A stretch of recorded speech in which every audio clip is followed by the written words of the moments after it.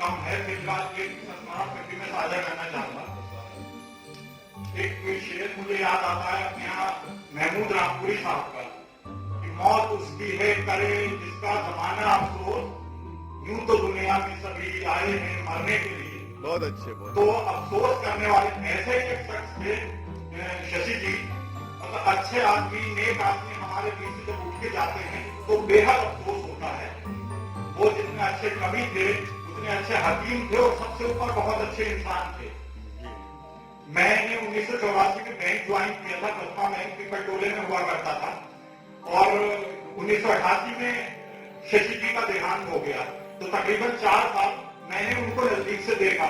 वो हमारा तो सीखने सिखाने का ही दौर, लेकिन शशि जी को अक्सर स्थानीय मंचों पर एक गुंजन मंच चलाया करते थे आदरणीय हीरालाल किरण जी, उनमें अक्सर कार्यक्रमों में सलाहत किया करते थे शशि जी। मुझे भी जाने का उनमें सौभाग्य मिलता था, और एक स्टेज ऐसी आई कि मैं भी मंच पे जाने लगा और पढ़ने लगा, तो शशि जी के सानिध्य में भी शायद एक पोथी मैंने पढ़ी थी। मुझे किस्सा, बहुत मानवीय किस्सा याद आ रहा है।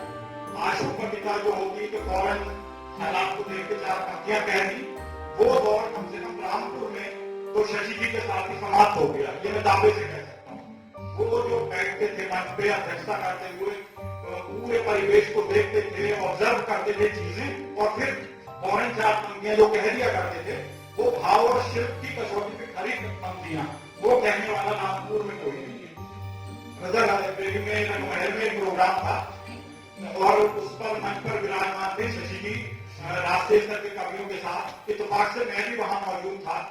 तो कार्यक्रम के दौरान ही कुछ नौजवानों ने व्यवस्था को लेकर व्यवधान वहां उत्पन्न किया, उठने बैठने को लेकर। तो जो ओएसडी साहब थे वो भी थोड़े टेंस हुए कि इतने अच्छे लोग आए हुए हैं, मेयारी और यह व्यवस्था फैल रही है, दिक्कत सी महसूस की, सबने बिठाने का उनको कोशिश की। शशि जी भी ये सब ऑब्जर्व कर रहे थे, उनका नंबर नहीं था, वो तो सदारत शायद कर रहे थे मनने की, फिर भी वो उठे और खड़े होकर फौरन ही उन्होंने 4 पंक्तियां वहां उस हालात को देखते हुए सुनाई।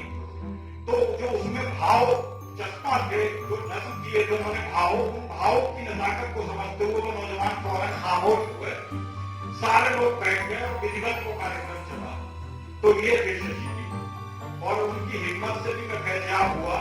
एक बार मैं उनको नक दिखा के दबा भी लेके आया था, उन्होंने बहुत सी चीजें दबा तो नाम को दी थी, लेकिन जो आचार विचार की चीजें मुझे बताई थी, सूर्या से पहले खाना खा लिया करो, तो मुझे याद है 4 साल अच्छी तरह से उनके साथ में जो रहा शशि जी पे।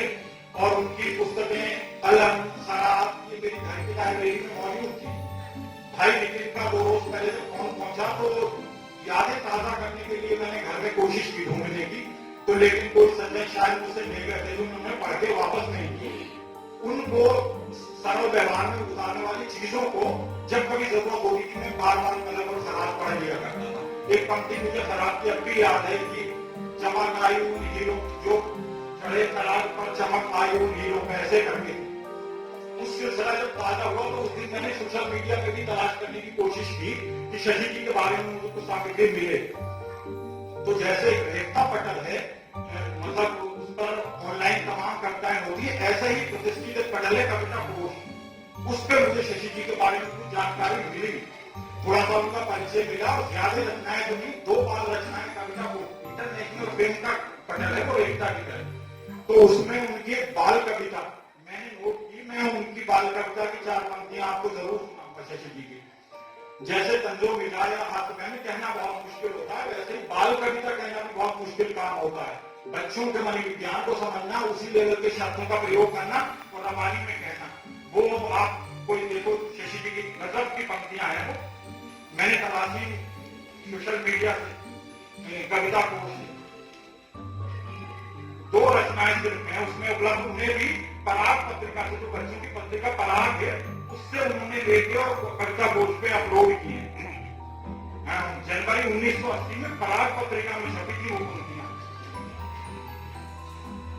दावतनामा शीर्षक से कविता थी, उसकी 4 पंक्तियां हैं कि कहा शेर ने टेलीफोन पर हेलो शिकारी मामा, कहा शेर ने टेलीफोन पर हेलो शिकारी मामा, भेज रहा हूँ सालगिरह का तुमको दावतनामा, भेज रहा हूँ सालगिरह का तुमको दावतनामा, मामी मौसी मुन्ना मंगू सबको लेकर आना, मगर शर्त ये याद रहे बंदूक साथ बदलाना, मगर शर्त ये याद रहे बंदूक साथ बदलाना। कितनी रवानी से बच्चों की समझने वाली आने वाली ये पराग 1980 में छपी हुई पराग चंपक नंदन में पढ़ता था।